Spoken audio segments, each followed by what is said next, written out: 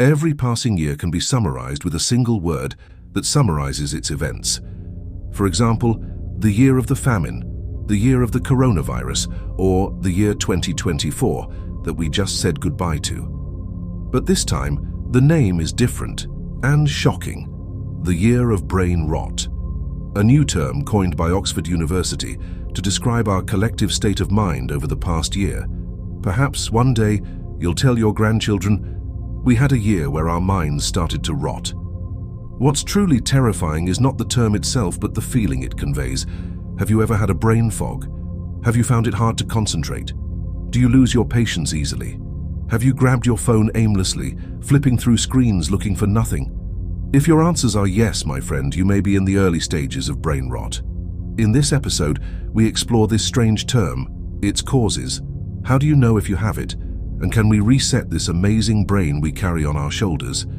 Do we have a great tool in our heads, but are we using it in the wrong way? But before we begin, let me introduce myself. I'm Michael, and this is my journey of self-improvement. A journey full of questions.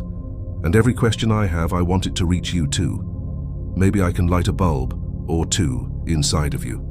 Why is this year called the year of brain rot? And what has changed?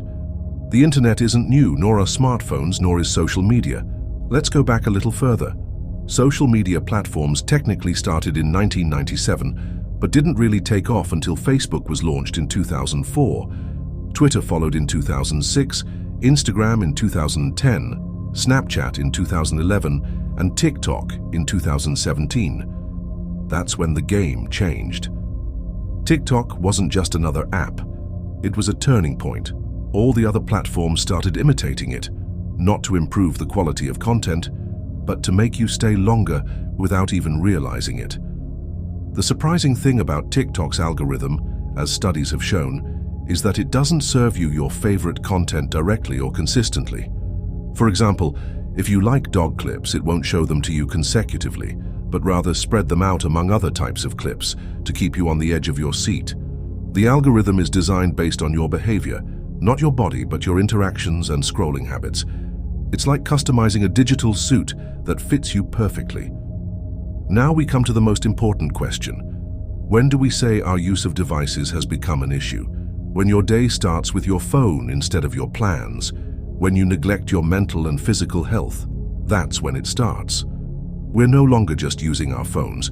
We've become prisoners of a hidden addiction, with frightening consequences. Today, people consume the internet an average of 6 to 7 hours a day. Imagine spending 16 years of your life in front of a screen.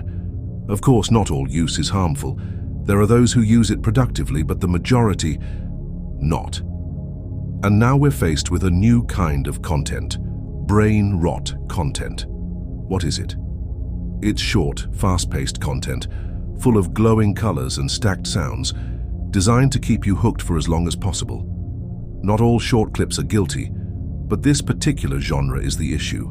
Many studies have tried to understand this effect. One focused on young people between the ages of 18 and 27, and the results were poor ability to make decisions, deterioration in concentration, memory impairment, and the worst? The damage extends to the gray matter of the brain, the part responsible for emotions, movement, and memory. This type of content affects her directly, but the real danger doesn't just threaten adults, but children too.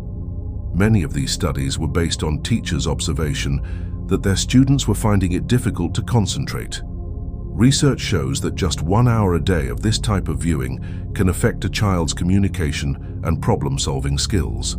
The content targeted at children is even more rotten. Quick scenes, meaningless colors and sounds, yet they keep children glued to the screen. And the result? Children using strange words that adults don't understand. Difficulty in social communication. Loss of the ability to express themselves. More anger and less patience.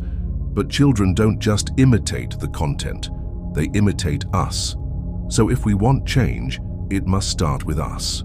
The brain doesn't rot from overuse, but from the lack of true use. The more we flood it with unnatural stimuli, the closer we come to the state of brain decay. Let's talk about dopamine. Imagine it as an orange full of juice. If you start your day with high dopamine activities, games, videos, social media, you squeeze the whole orange at once. The rest of the day, no taste, no joy, no focus. But if you begin your day with natural activities, prayer, breakfast, reading, real connection, you squeeze the orange gently, savoring its juice throughout the entire day. This is why sometimes people who seem depressed are not truly mentally ill. They are simply weighed down by rapid doses of instant pleasure, making every normal activity feel dull and flavorless. And if you asked yourself, how do I ruin my brain? The answer is simple. Wake up and grab your phone immediately. Scroll randomly through clips without any purpose. Set your screen brightness to the highest level and repeat this every day. But the body doesn't collapse suddenly. It resists.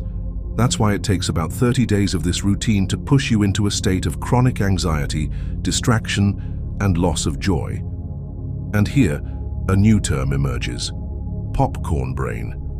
A mind that reacts impulsively to everything, loses its balance and becomes incapable of focusing. I know all of this sounds like a lot, but the truth is we don't clearly see the effects. No one puts warning labels on phones like they do on cigarette packs, and no one shows you an image of your decaying brain after long screen sessions. But the damage is real and we need to pay attention. Since we've often brought up the terms brain rot and popcorn brain, let's capture the idea simply. The brain is not a machine that operates without consequences. It literally changes. It is shaped, molded, and colored by everything it encounters. Every clip, every sound, every color, every click leaves a trace. These fast, intense inputs are physically rewiring your brain. Yes, you heard correctly. Your digital habits are reshaping who you are. And this is where the true danger lies. The problem isn't technology itself, but the way we consume it. We are no longer the ones using it. It is using us. And we are not the only victims.